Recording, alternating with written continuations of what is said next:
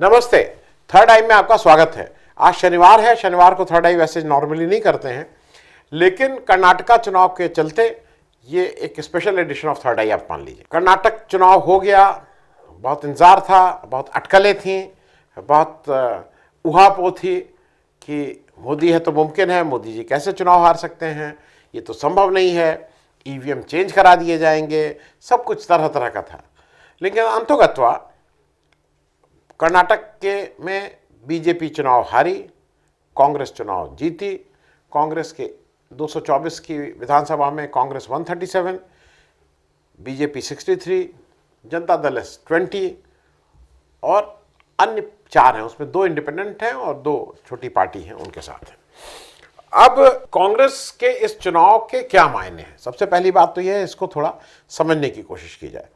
मैं 2 पक्ष की मुख्य रूप से बात कर रहा हूं, कांग्रेस और बीजेपी की। हालांकि वहां एक तीसरा पक्ष जनता दल एस भी था, लेकिन चूंकि वो बहुत माइनर प्लेयर है और उसका कोई नेशनल पॉलिटिक्स में इसका रोल नहीं है, इसलिए मैं उसकी थोड़ी बात तो करेंगे, लेकिन उतने डिटेल में नहीं जितने डिटेल में कांग्रेस और बीजेपी की बात करेंगे। कांग्रेस के लिए सब कुछ एज पर प्लान था।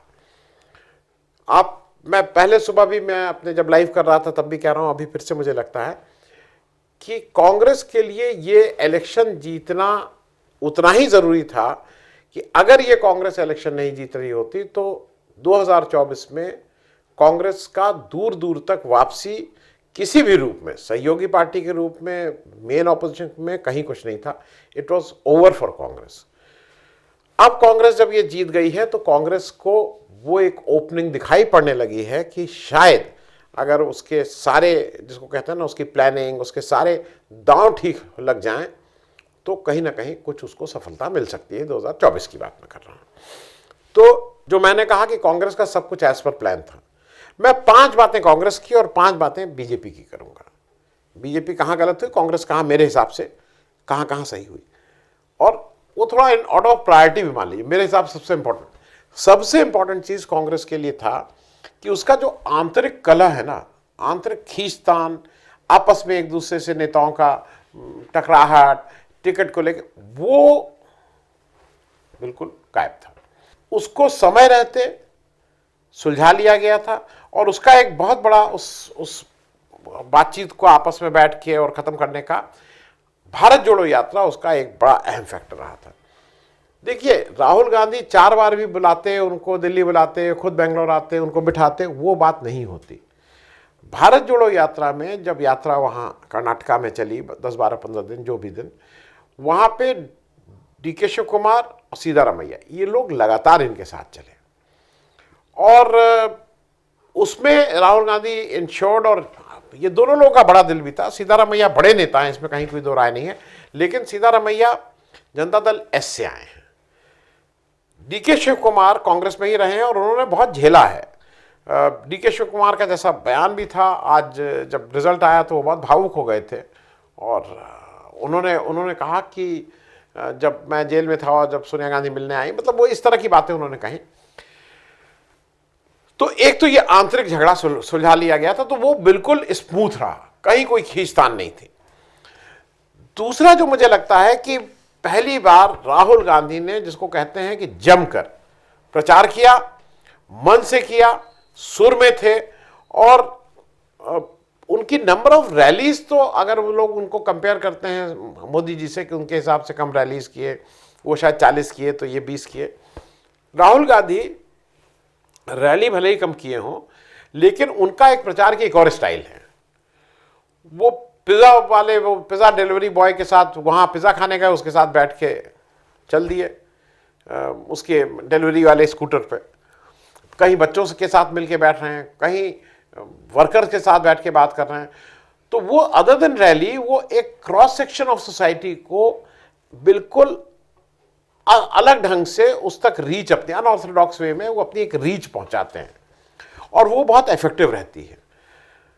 लोगों को लगता है, देखिए ऐसा ना कि मोदी जी का दूर से आके टाटा करना, और जैसा अभी हुआ कि वो जो मन की बात सुनने वो जो नर्सेस थी, ट्रेनी नर्सेस थी, वो नहीं आई तो उनको दंड देना, ये मोदी जी की स्टाइल है। राहुल गांधी जब पहुंच रहे हैं तो वो इम्पैक्ट ज़्यादा होगा।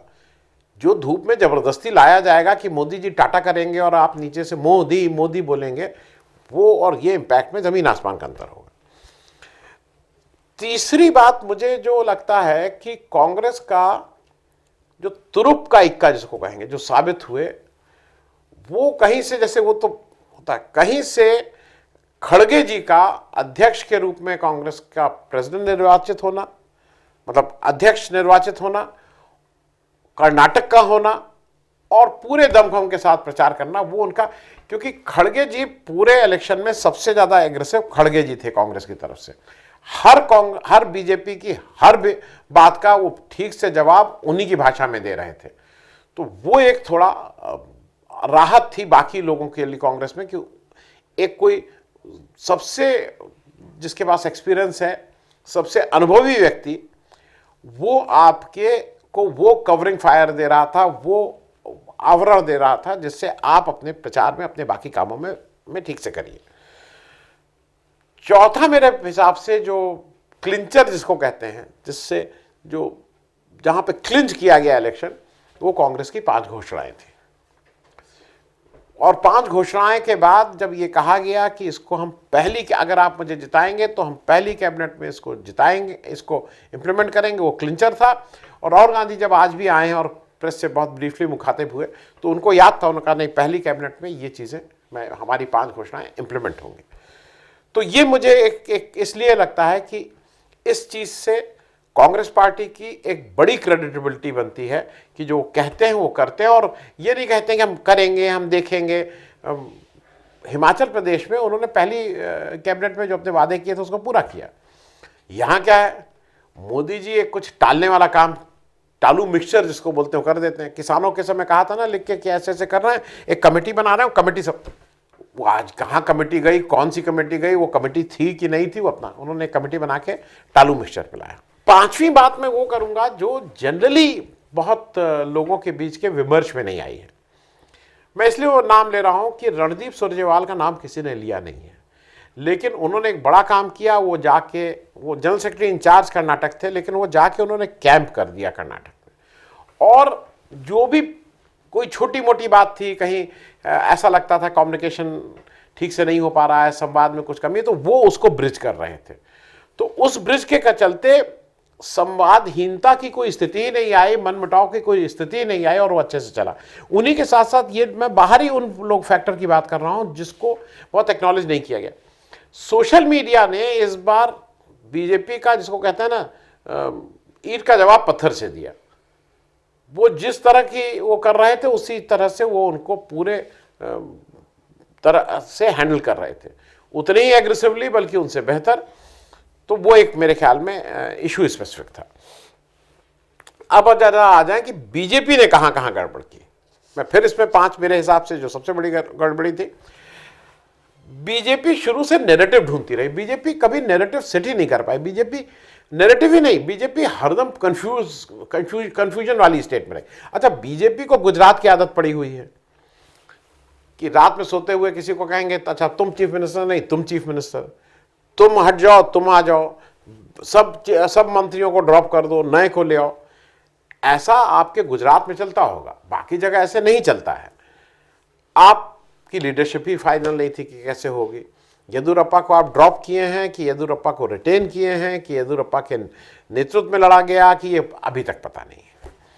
तो वो नैरेटिव। अच्छा, दूसरा, किस पे आप हिजाब पे लड़ेंगे, टीपू सुल्तान पे लड़ेंगे, बदनामी पे लड़ेंगे, गाली पे लड़ेंगे, किस पे लड़ेंगे, ये आपकी क्लैरिटी नहीं हो रही थी। दूसरा, बीजेपी का जो आंतरिक कलह है, जो पार्टी में डिफरेंस मानी जाती है, वो खुल के सामने आया। कितने लोग छोड़ के निकले। आपके पूर्व मुख्यमंत्री जो बीजेपी में थे, शेट्टार छोड़ के गए, आपके डिप्टी चीफ मिनिस्टर छोड़ के गए, खूब लोगों ने छोड़ा, और आंतरिक कलह भी ठीक से हावी रहा। तीसरी बात जो मुझे लगता है कि वो जो आपने एक नया बनाया ना विजन डॉक्यूमेंट, तो ये संकल्प पत्र, घोषणा पत्र नहीं, संकल्प पत्र, ये आप नाम बड़े बड़े भले ही रख लीजिए, लोगों की समझ में आ गया है कि ये आप जिसको आप मीठी गोली खिलाते हैं, आप कहीं से भी सीरियस नहीं हैं, आप लोगों को भरमाने के लिए और ये सब करने के लिए घोषणा पत्र, विजन डॉक्यूमेंट, 40 साल में ऐसा हो जाएगा, 50 साल में हम लोग ऐसा कर देंगे, 100 साल में ऐसा कर देंगे, किसानों की इनकम 10 साल में बढ़ा देंगे, 5 ट्रिलियन इकॉनमी 20 साल में हो जाए, क्या क्या बातें करते रहते हैं। आप स्पेसिफिक कोई बात नहीं करते। तो वो भी लोगों को, मुझे लगता है कि अब आपकी वो बात समझ में आ गई है। चौथी बात, कहीं ना कहीं आपको लगा था कि भ्रष्टाचार क्या होता है, देश में सब लोग भ्रष्टाचार करते हैं और हमने तो सबके ऊपर रेट डाल डाल के कर दिया है कि सारा विपक्ष भ्रष्टाचारी है। लेकिन 40% सीएम की बात थी, वो आप पेसीएम को रोक नहीं पाए, वो चिपक गया आपके ऊपर, वो जो भ्रष्टाचार का मुद्दा था। और उसी के साथ साथ पेसीएम के साथ क्राईपीएम भी जुड़ गया। ये जो आप आके बार बार रोना शुरू करते थे मोदी जी की मुझे गाली दी, आपके यहाँ कोई आप रखे थे ना, आप एक हिसाब बही खाता निकाल के आपने बताया कि कितनी, क्या 91 बार गाली दी। आप इतनी क्लोज मॉनिटरिंग कर रहे हैं कि किसने कितनी गाली दी, तो अपनी मॉनिटरिंग भी तो कर लेते कि आप यहाँ से क्या होता है। खैर, तो भ्रष्टाचार, आप बीजेपी को लगा था कि भ्रष्टाचार इशू नहीं होगा, भ्रष्टाचार इशू बन गया। और पांचवी और अंतिम बात, जो आपकी भाषा, आपकी वाणी, आपकी जिस तरह ये जो पूरा है, आपका शीर्ष नेतृत्व से लेके आपसे लेके सारे लोग जो हैं, वो एक जो भाषा है ना, अपमान की, सरकाजम, हंसी उड़ाना, दूसरे को गाली देना, वो आपको लगता है कि ये अधिकार केवल आपको है। आप केवल दूसरे को गाली दीजिए, हंसी उड़ाइए, अपमान करिए, तिरस्कृत कीजिए, कौन कौन सी भाषा नहीं करिए। और दूसरा आपसे बिल्कुल भी ना करे, दूसरा करे तो आप उसकी गाली नोट करने लगिए कि मुझे पिछले 8 साल में 91 बार गाली दी गई। और ये जो आप काम करते हैं, आप ही से आपके प्रवक्ता सीखते हैं। जो आपके प्रवक्ता हैं उनको लगता है कि गाली देना कितना बड़ा काम है, तो वो आपकी जनरल इमेज, आपकी पार्टी की गाली देने, आप मतलब आप किस किस तरह की बातें करते हैं। अच्छा, बिना सिर पैर की बातें करेंगे, उसके बाद उसमें आप टेढ़े भी रहेंगे। चलिए, और इसी में भाषा की बात में कर लूं, जो आपने अपनी ट्रोल आर्मी बना दी है ना, उसको अब मर्यादित भाषा करने की आदत ही खत्म हो गई है। अब महिला पहलवान हैं, उनका चारित्रिक हनन करके आपको क्या मिल रहा है? मतलब अगर आप उन महिला पहलवानों का कैरेक्टर असैसिनेशन कर रहे हैं तो उससे फर्क क्या पड़ा, लेकिन आप ट्रोल आदमी लगी हुई है उसमें सुबह से शाम तक। चलिए भाई, मुझे दूसरा यह है कि जो दूसरी बात मुझे लगती है कि कांग्रेस को इस समय कहां कहां एक दो चीजें मुझे ऐसी लगी, कांग्रेस उसको अगर और इंप्रूव कर सकती थी। ये बात, एक तो मुझे लगता है कि थोड़े ऑपोजिशन पार्टीज के कुछ लीडर्स को बुला लेती तो लॉन्ग टर्म उनके लिए आसान होता। हालांकि उसमें खतरा यह था कि जो अगर कोई मना कर देता तो उसका इलेक्शन पर असर भी पड़ता, जैसे नीतीश कुमार को या इन लोगों को बुला लेती, लेकिन उसका असर भी पड़ सकता था, क्योंकि या तो ऑल इंडिया लेवल से सब लोग आते, तो वो मैं समझता हूं कि वो शायद इसलिए नहीं बुलाया गया। दूसरा, कुछ लोगों का मामला यह है कि राहुल गांधी को पीएफआई और बजरंग दल बैन करने की बात नहीं करनी चाहिए थी, लेकिन मैं बिल्कुल इस ओपिनियन का हूं कि बिल्कुल करनी चाहिए थी। बजरंग दल का असली चेहरा लोगों के सामने लाना जरूरी है, और उसी तरह से पीएफआई का भी असली चेहरा सामने लाना जरूरी है। और बजरंग दल को बजरंग बली से जोड़ा, मैं तो भाई भगवान को मानने वाला व्यक्ति हूं, बजरंग बली का आह्वान किया मोदी जी ने, लेकिन बजरंग बली जब आते हैं तो किसने बुलाया ये नहीं इंपॉर्टेंट है, वो तो न्याय करने आते हैं। तो बजरंग बली ने तोड़ दुश्मन की नली में तो नली तो तोड़ी थी। आपको अंदाज ही नहीं था कि बजरंग बली का आह्वान मत करिए भाई, आएंगे तो फिर आपके लिए मुसीबत होगी। अब बात यह आती है कि व्हाट इज नेक्स्ट, इसके बाद क्या? तो इसके बाद एक चीज बिल्कुल क्लियर है कि अगले 4 चुनाव होने जा रहे हैं, स्टेट इलेक्शंस। तेलंगाना, उसमें बहुत स्टेक्स किसी की नहीं है। वो चंद्रशेखर राव अपना इलेक्शन लड़ रहे हैं वहाँ पे, लेकिन कांग्रेस की भी तैयारी है, बीजेपी की भी तैयारी है, लेकिन अभी ऐसा लगता है कि वहाँ चंद्रशेखर राव को हराना जरा भी मुश्किल होगा। लेकिन बाकी 3 जगह, छत्तीसगढ़ और राजस्थान में कांग्रेस की सरकार है, वहाँ कांग्रेस को अपनी एंटी इनकम्बेंसी या वो अपनी गद्दी बचानी है, डिफेंड करनी है। और मध्य प्रदेश, जहाँ पे कांग्रेस पिछला इलेक्शन जीती थी, फिर तोड़ फोड़ करके बीजेपी ने अपनी सरकार बना ली, वहाँ पे भी कांग्रेस की एक संभावना है। और एक चीज़ ध्यान रखिएगा कि ये जो जगह है, ये तीनों राज्य, छत्तीसगढ़, राजस्थान और मध्य प्रदेश, ये इतने इंपॉर्टेंट हैं बीजेपी के लिए भी और कांग्रेस के लिए भी। स्टेट गवर्नमेंट से ज़्यादा यहाँ पे छत्तीसगढ़ में 11 सीट, मध्य प्रदेश में 29 सीट और राजस्थान में 25 सीट, कुल 65 सीट एमपी की हैं लोकसभा की। उसमें से इस समय कांग्रेस के पास केवल 3 है, जबकि वो राज 2 में कर रही है, 1 में और इलेक्शन जीत के आई थी। तो अगर इस आप 2024 में कहीं उम्मीद बनने की बात है और ऐसा लगता है कि आपको कुछ होना चाहिए, तो या इन राज्यों में आपको अच्छा करना पड़ेगा। और एक देख के पहली बार वो लगा कि राहुल गांधी 8 तारीख को चुनाव प्रचार खत्म होने के बाद 9 मई को राजस्थान में नजर आ रहे थे। तो ये एक शुभ संकेत है कि कम से कम वो इन चीज़ों को सीरियसली लेने लगे हैं। एक चीज़ मैं और कहूँ, जो इस इलेक्शन में बीजेपी के कुछ पोल भी खुल गए। एक वहाँ स्ट्रेटेजिस्ट माने जाते हैं कि ऐसे स्ट्रेटेजिस्ट हैं कि वो कोई उनके सामने टिक ही नहीं सकता है, पन्ना प्रमुख हैं उनके यहाँ, और वो बिल्कुल स्ट्रैटेजी ऐसी बनाते हैं। तो मेरे हिसाब से जो इलेक्शन को थोड़ा बहुत भी समझता है, अगर वोटिंग लिस्ट के पन्ना प्रमुख हर पेज हर पन्ने पे आपका अगर एजेंट बना हुआ है, तो मेरे ख्याल में आपको सोने के सिवा और कोई काम नहीं करना चाहिए। आपको घूमने की भी जरूरत नहीं, अगर पन्ना प्रमुख तक आपका है। लेकिन वो दूसरे को डराने के लिए पन्ना प्रमुख, फलाना प्रमुख, ये आए, वो आर्मी, ये आदमी, वो सभा, वो पोल खुल गई कि किसकी कितनी आर्मी और किसका कितना ऑर्गेनाइजेशन। कि ऑर्गेनाइजेशन में बहुत मजबूत है, इनके पास ऑर्गेनाइजेशन खुल गई ना पोल।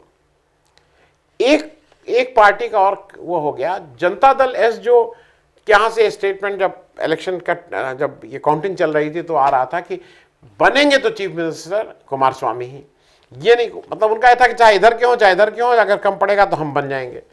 राजनीति ऐसे नहीं चलती है। आज आप 20 सीट पे आए हैं और अभी देवेगौड़ा साहब सीनियर हैं, एक्टिवली इन्वॉल्व हैं इसमें, लेकिन 5 साल 10 साल बाद, जब अब वो 90 साल के हो गए हैं, जब वो पॉलिटिकली एक्टिव नहीं रहेंगे, तो मेरे ख्याल में आपके लिए जो 20 सीटें अभी आ रही हैं वो भी वहाँ तक भी पहुँचना बहुत आसान नहीं होगा। और चलते चलते अंतिम बात कह के, इस कर्नाटक इलेक्शन से विपक्ष का क्या स्वरूप होगा, वो भी कुछ कुछ उसकी अब तस्वीर बनने लगी है। तस्वीर ये बनने लगी है कि विपक्ष का जो क्रिटिकल मास, जो मेन इंजन होगा, वो कांग्रेस ही होगा। अब कांग्रेस के इंजन के साथ कौन कौन से डिब्बे सहयोग में जुड़ते हैं, कौन से डिब्बे में जनरेटर लगा है, कौन सा पीछे से धक्का देगा, वो सब अभी डिसाइड होना बाकी है। लेकिन कुल मिला के कर्नाटक इलेक्शन भारतीय राजनीति के लिए एक बहुत ही अहम और टर्निंग पॉइंट हो सकता है, इसमें कोई दो राय नहीं है। Thank you so much.